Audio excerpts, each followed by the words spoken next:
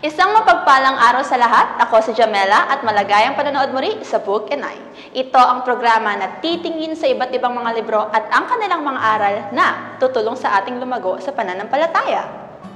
At ito na ang huling kabanata ng City Vision. At sa kabanatang ito ay makikita natin kung paano hinuhubog ng lungsod ang ating pananaw sa Ebanghelyo sa isang mas makatotohanang paraan.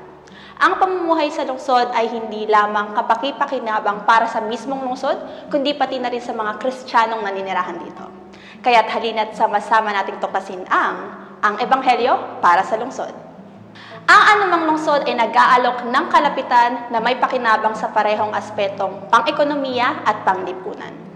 Dahil sa napakaraming interaksyon sa lungsod, ang isang baguhan ay maaring mabilis na matuto at maging dalubhasa at ang bagong kaalaman, ideya at tuklas ay mabilis ding nabubuo.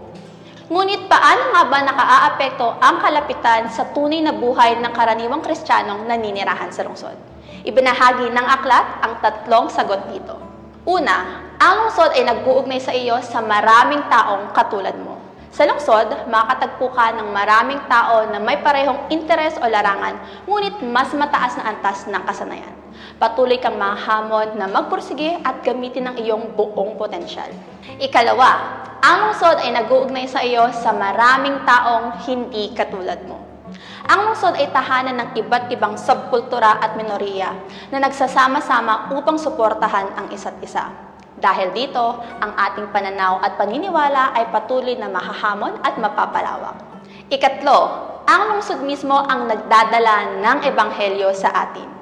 Hinahamon tayo ng lungsod na tuklasin ang kapangyarihan ng Ebanghelyo sa isang bago at mas malalim na paraan at tinutulungan tayo nito na makita kung gaano pa kaliit ang ating pagiging hinubog ng kwento at huwaran ng Ebanghelyo. Ngayon, ano nga ba ang dapat gawin ng mga Kristiyano tungkol sa lungsod kung ang lungsod ay may kakayahang baguhin tayo para sa ikabubuti? Ibinigay ng aklat ang tatlong mahalagang paalala. Una, dapat magkaroon ng mapagpahalagang saloobin ang mga Kristiyano sa lungsod. Ikalawa, dapat na maging buhay at aktibong kontrakultura ang mga Kristiyano kung saan sila naninirahan.